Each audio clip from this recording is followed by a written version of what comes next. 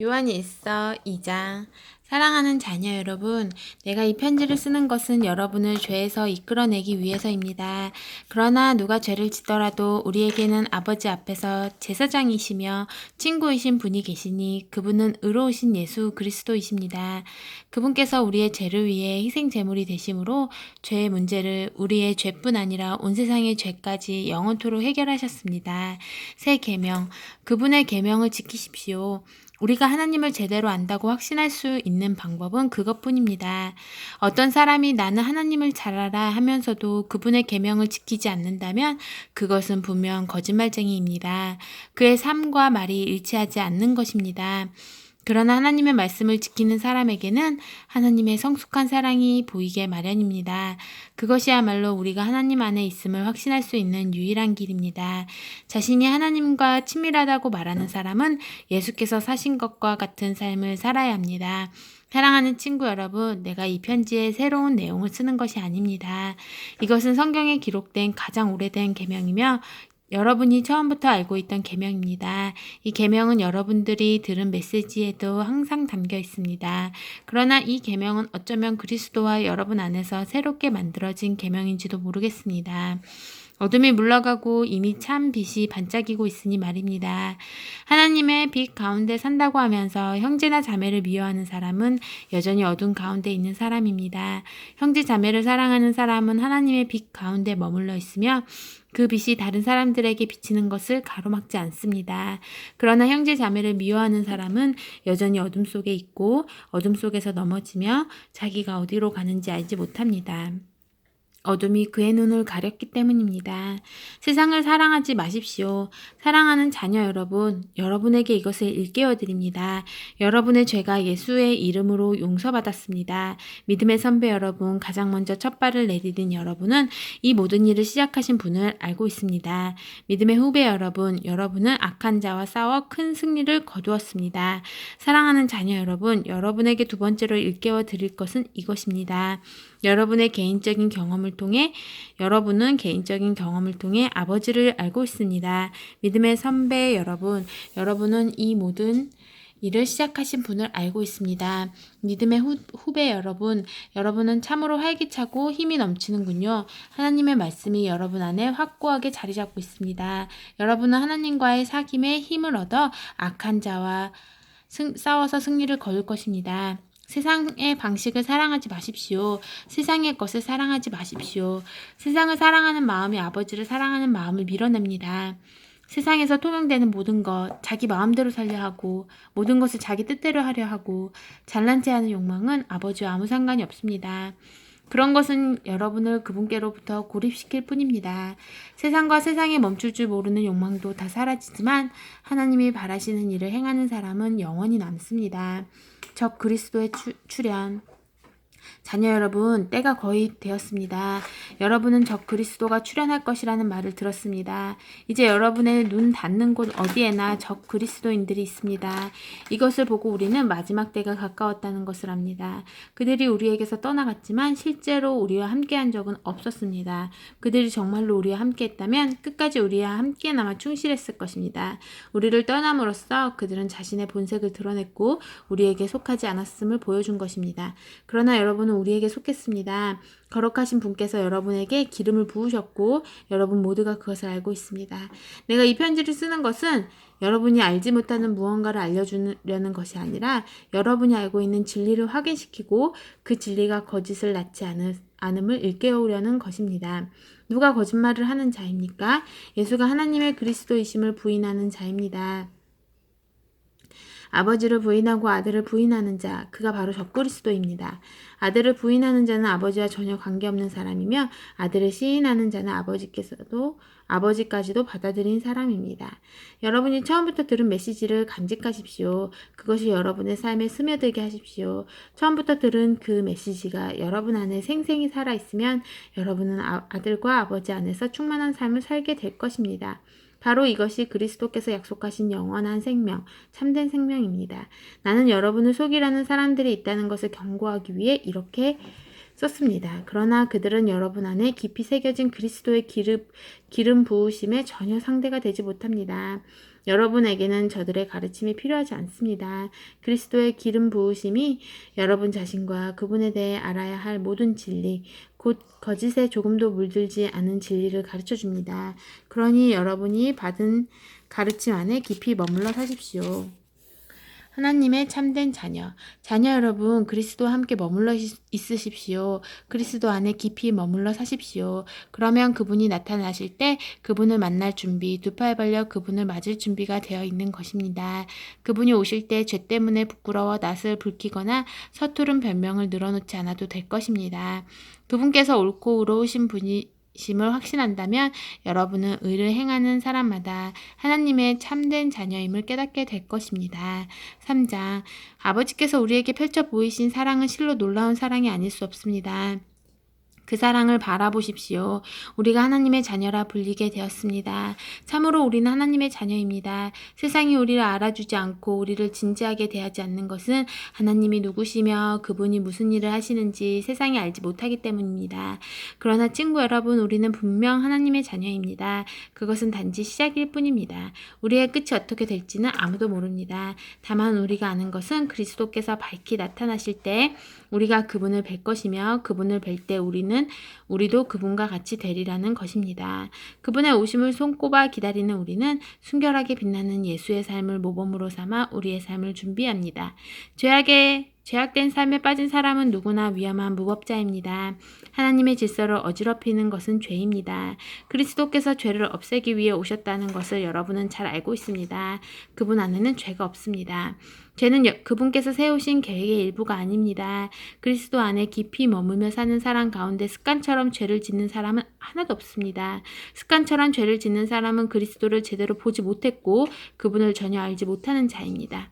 그러므로 사랑하는 자녀 여러분, 누군가의 유혹을 받아서 진리에서 벗어나는 일이 없게 하십시오. 우리가 의로우신 메시아의 삶에서 본 것처럼 의를 행하는 사람이 의로운 사람입니다. 습관처럼 죄를 짓는 사람은 죄 짓는 일의 개척자인 마귀에게서 난 사람입니다. 하나님의 아들이 오신 것은 마귀의 길을 멸하시기 위해서입니다.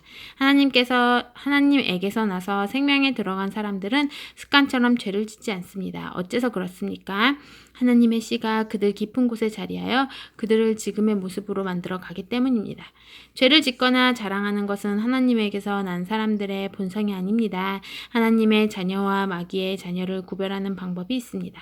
의로운 삶을 살지 않는 자는 하나님에게서 난 사람이 아닙니다. 형제나 자매를 사랑하지 않는 자도 그러합니다. 간단한 기준이 아닙니까? 서로 사랑하십시오. 이것이 우리가 처음부터 들은 메시지입니다. 우리는 악한 자와 손잡고 자기 동생을 죽인 가인처럼 돼서는 안 됩니다. 그가 왜 동생을 죽였습니까? 그는 악한 일에 깊이 빠져 있었고 그의 동생이 한 행위는 의로웠기 때문입니다.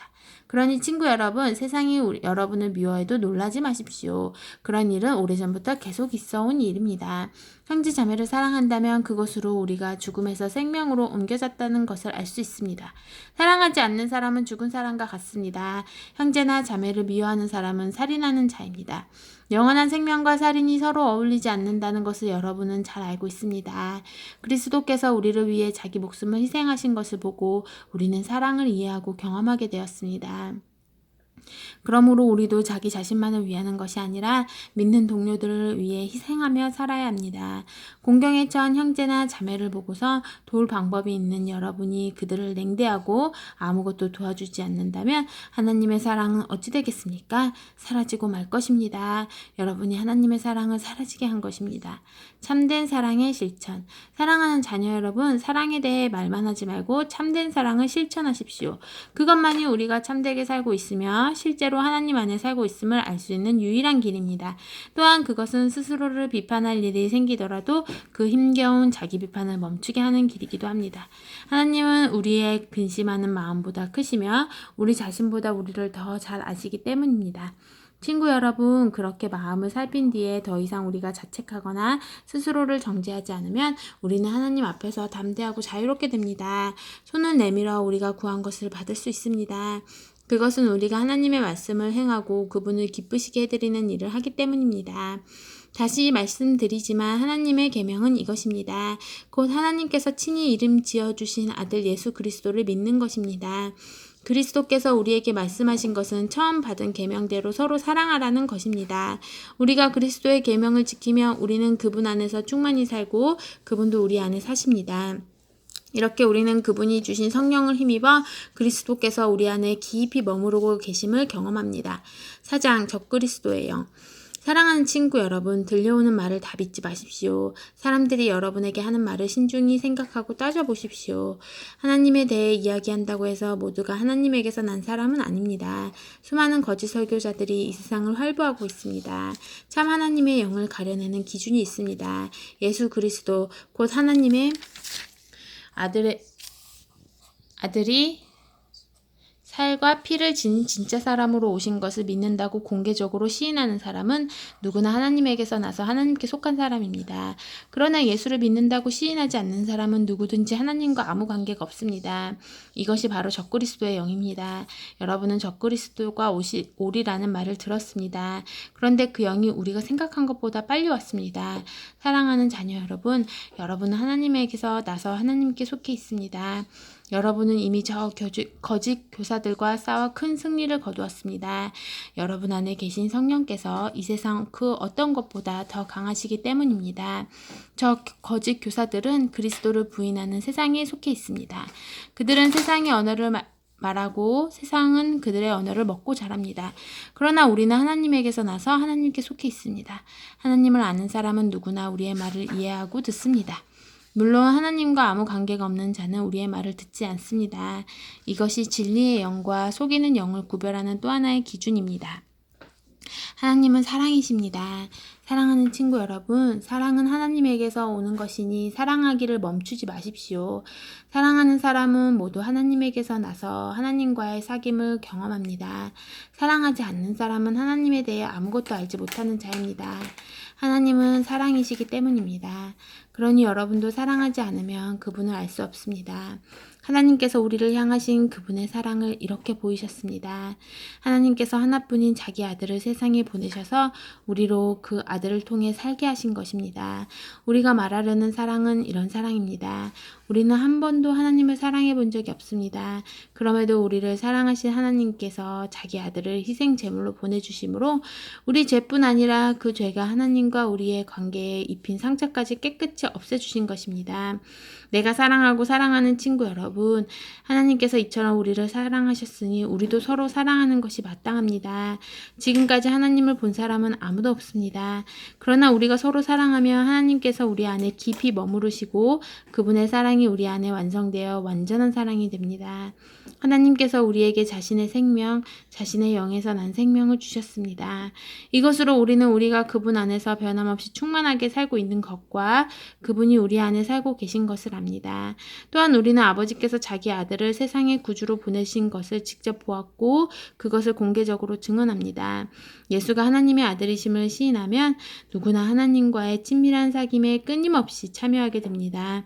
우리는 이것을 너무도 잘합니다. 우리는 하나님에게서 오는 이 사랑을 마음과 영혼을 다해 껴안았습니다. 사랑하고 사랑받으십시오. 하나님은 사랑이십니다. 우리가 사랑의 삶 속에서 영원히 살기로 작정하면 우리는 하나님 안에 살고 하나님도 우리 안에 사십니다. 이처럼 사랑이 우리 안에 자유롭게 드나들고 익숙해지고 성숙해지면 심판날에 우리는 염려할 일이 없을 것입니다. 그리스도께서 사신 대로 우리도 그렇게 살기 때문입니다. 사랑 안에는 두려움이 들어설 자리가 없습니다. 온전한 사랑은 두려움을 내어 쫓습니다. 두려움은 삶을 무력하게 만듭니다. 두려워하는 삶, 곧 죽음을 두려워하고 심판을 두려워하는 삶은 사랑 안에서 온전해지지 못한 삶입니다. 그럼에도 우리는 사랑합니다. 사랑하고 사랑받습니다. 우리가 먼저 사랑받았으니 이제 우리가 사랑합니다. 하나님께서 먼저 우리를 사랑해 주셨습니다. 나는 하나님을 사랑한다 하고 떠벌리고는 곧바로 형제나 자매를 미워하고 아무렇지도 않게 생각하는 사람이 있다면 그는 거짓말쟁이입니다. 보이는 사람을 사랑하지 않으면서 어찌 보이지 않는 하나님을 사랑할 수 있겠습니까? 우리가 그리스도에게서 받은 계명은 단순 명료합니다. 하나님에 대한 사랑은 사람에 대한 사랑을 포함한다는 것입니다. 여러분은 하나님과 사람 모두를 사랑해야 합니다. 아멘.